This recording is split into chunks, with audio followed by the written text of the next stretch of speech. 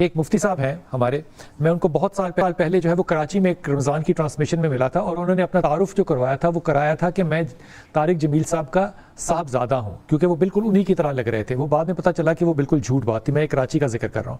اب ایک نیا فنومنا چل پڑا ہے، لوگ اس میں واقعی بڑے کنفیوز ہیں، اور میں نے لوگوں کو یہ کرتے ہوئے دیکھا ہے کہ وہ انہوں نے کہا کہ آپ بجلی کا بل کم لانا چاہتے ہیں تو آپ میٹر پہ جا کے شہادت کی انگلی سے زم زم لکھ دیں، یہ وظیفہ ہے۔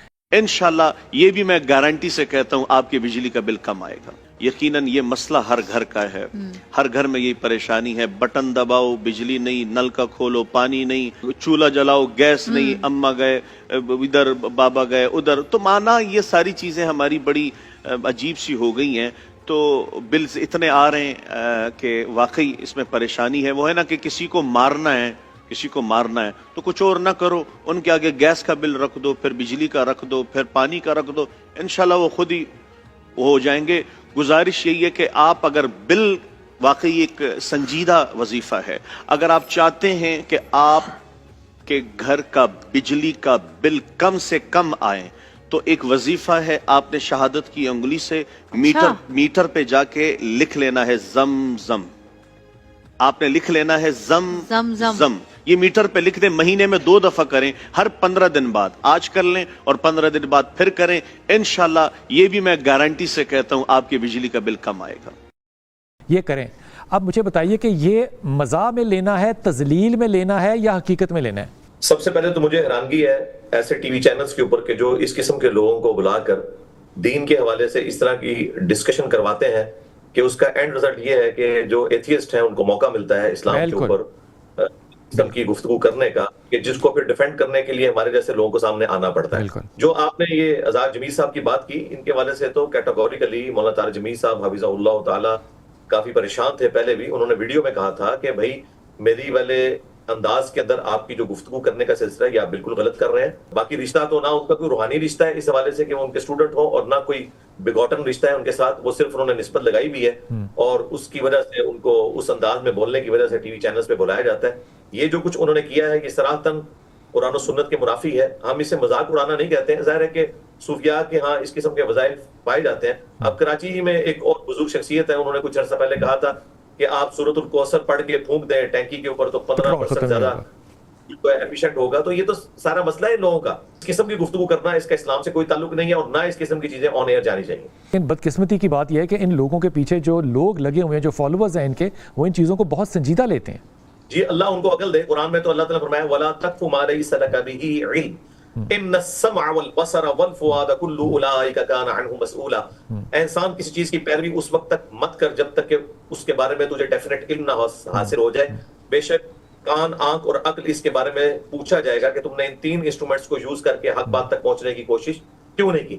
تو ہمیں ریویلڈ نالج کے ذریعے بھی کوئی اس طرح کی بات نہیں پتا کہ زمزم لکھنے سے جو ہے وہ اس قسم کی برکات حاصل ہوں گی، اور نہ ہمیں ایکوائرڈ نالج نے، سائنس کے نے بتایا کہ اس طرح کرنے سے کچھ ہو جائے گا۔ یہ 2 ہی علوم ہے۔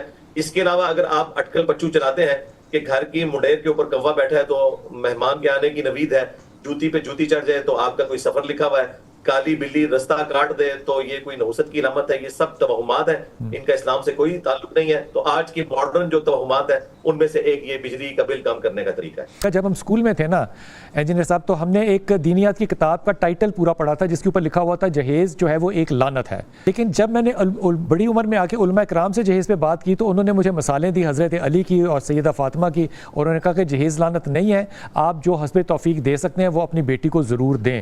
اب دوسری طرف اگر آپ دیکھیے تو ہمیشہ ہمیں جو تفسیر جو سیرت سے بتائی گئی وہ رسول پاک صلی اللہ علیہ وسلم کی بھوک کی، ان کی غربت کی، چاہے وہ اختیاری ہو، وہ واقعات سنائے گئے۔ لیکن جب ہم مال پرستی کی اور مادہ پرستی کی معاشرے میں بات کرتے ہیں تو علماء کرام ہمیں آرگومنٹ دیتے ہیں کہ رسول پاک صلی اللہ علیہ وسلم کے پاس اتنے اونٹ تھے، پھر وہ ایک بہت اچھے عالم نے جو مثال دے دی، وہ اتنا بڑا کرتا جو تھا ان کے پاس تھا جو کہ اتنے گھوڑوں کا تھا اور اتنے اونٹوں کی قیمت تھی اس کی۔ دیکھیں جی، دینی طبقہ تو خود اس فتنے کا شکار ہو گیا ہے۔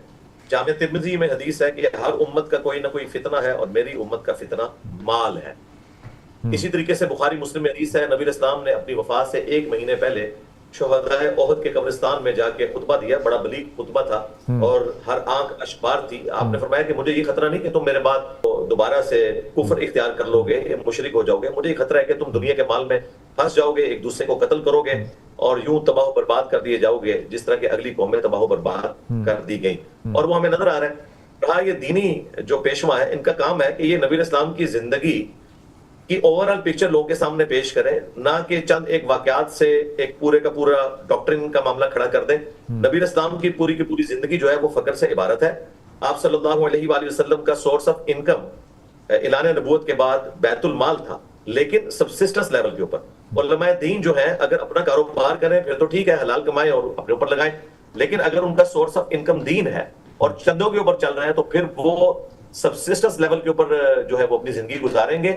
سبسسٹنس لیول سے مراد میں یہ نہیں کہہ رہا کہ ان کے بچے اسکول نہ جائیں, کالج نہ جائیں, یہ عیاشی کی زندگی نہ گزاریں کہ ان کی ڈکلیئر تنخواہ جو ہے وہ 30,000 ہے اور روزانہ کا خرچہ وہ 30,000 کا کر رہے ہیں اور کہہ رہے ہیں اللہ کا فضل ہے. تو اس پہ وہی سلطان باؤ کا جو شعر ہے کہ دوویں جہانی مٹھے باؤ, یعنی یہ چاہتے ہیں کہ دونوں جہاں اپنی مٹھی میں رکھیں. بھئی جب آپ نے آخرت اڈاپٹ کی ہے تو پھر دنیا میں آپ کو سبسسٹنس لیول کے اوپر لائف گزارنی ہے. ہاں اگر آپ کاروبار کریں تو وہ آپ کا رائٹ ہے, آپ زکوٰۃ دے رہے ہیں تو اپنے اوپر لگا سکتے ہیں, اور اس میں بھی غریبوں کا بھی آپ خیال رکھیں, نہ کہ یہ کہ آپ اس مال کے ذریعے شو آف کرنا شروع کر دیں کہ لوگ آپ کے اوپر اس طرح رش کرنا شروع کر دیں جس طرح قارون کے اوپر کرتے تھے. لیکن جب قارون جو ہے وہ دھسا دیا گیا, سورۃ القصص میں آتا ہے, تو سب لوگوں نے کہا کہ شکر ہے کہ ہم قارون جیسے نہیں تھے. یہ نہ ہو کہ ان علماء کو قیامت والے دن دیکھ کر لوگ کہیں کہ شکر ہے کہ ہم نے ان کو فالو نہیں کیا تھا, آج ہم ان کی جگہ جہنم میں ہوتے ہیں. مثال کے طور پہ کمیونزم ہے, کیپٹلزم ہے, جو بھی ازمز ہیں, ان کے اندر ایک تھیوری یہ چلتی ہے کہ جب مال اکٹھا ہو جائے کسی فرد کے پاس تو اس نے کسی نہ کسی کا حق جو ہے وہ اپنے پاس ضرور رکھا ہوا ہے, ورنہ مال جو ہے وہ ایکولی ڈسٹریبیوٹ ہوتا. اس پہ آپ کو لگتا ہے کوئی اسلامی نظریہ الگ سے ہے؟ دیکھیں جو اسلامی نظریہ ہے نا وہ سوشلزم کی بجائے کیپٹلزم کے قریب ہے, 100% نہیں, اس کو کوئی نیگیٹو نہ لے. دنیا میں اس وقت جتنی ترقی آپ سائنس کی دیکھ رہے ہیں یہ کیپٹلزم کی برکات ہے. چائنا نے بھی پاورٹی سرکل سے جو 80% اپنی آبادی باہر نکالی ہے وہ سوشلزم کی بنیاد پہ نہیں نکالی. جب امریکہ نے وہاں انویسٹمنٹ کی اور انہوں نے کیپٹلزم کا معاملہ کیا, اب تو رشیا میں بھی پیوٹن نے دیکھیں انڈسٹریز لگانا شروع کی, اور جب تک آپ کے اندر یہ جذبہ نہیں ہوگا کہ آپ آگے بڑھیں تو اس وقت تک دنیا میں بڑے لیول کی تبدیلی نہیں آئے گی. تو اسلام یہ کہتا ہے کہ آپ محنت کریں, جو شخص جتنی محنت کرتا ہے وہ اس اعتبار سے آگے بڑھے, لیکن غریبوں کا حق اس میں رکھے. اپنے مال میں سے اس نے 2.5% اللہ تعالیٰ کی راہ میں خرچ کرنا ہے سال میں ایک دفعہ, اور اگر وہ زراعت کے کیس میں ہے تو اس نے 5% دینا ہے, اور اس میں بھی اگر بارانی زمین ہے تو 10% دینا ہے. یہ اللہ تعالیٰ نے حق رکھا ہوا ہے غریب کا. لیکن یہ نہیں ہو سکتا کہ کمائی کرے امیر اور آپ زبردستی اسے چھین کے غریب کو دے دیں. اس طرح تو دنیا میں آگے نظام چل نہیں سکتا. یہ ایک دوسری ایکسٹریم ہے. اسلام جو ہے وہ سوشلزم اور کیپٹلزم کے درمیان ہے, لیکن اگر آپ کے پارشلی تو کیپٹلزم کے قریب ہے, لیکن وہ استثالی نظام نہ ہو کہ آپ جو ہے وہ امیر آدمی جو امیر تر ہوتا چلا جائے اور غریب غریب تر ہوتا چلا جائے. نہیں, ایک سوشل ویلفیئر سوسائٹی ہونی چاہیے جس میں امیر لوگ ٹیکس دیں. میں کہتا ہوں کہ پاکستان کی اکانومی اگر آپ نے اٹھانی ہے نا تو اس میں آپ نے امیروں سے ٹیکس لینا ہے, کیونکہ یہ فیسلٹیز اویل کر رہے ہیں. جب تک ہماری قوم ٹیکس نہیں دے گی تو ہم مثالیں یورپ اور امریکہ کی دیتے ہیں, وہاں تو 40% ٹیکس کٹ جاتا ہے تنخواہ جو ہے آپ کی بینک میں آنے سے پہلے. یہاں پہ آپ ٹیکس بھی نہ دیں اور آپ کہیں کہ ہم یاشی کی زندگی گزاریں اور یہ ویلفیئر اسٹیٹ بن جائے, تو ایسا نہیں ہوگا.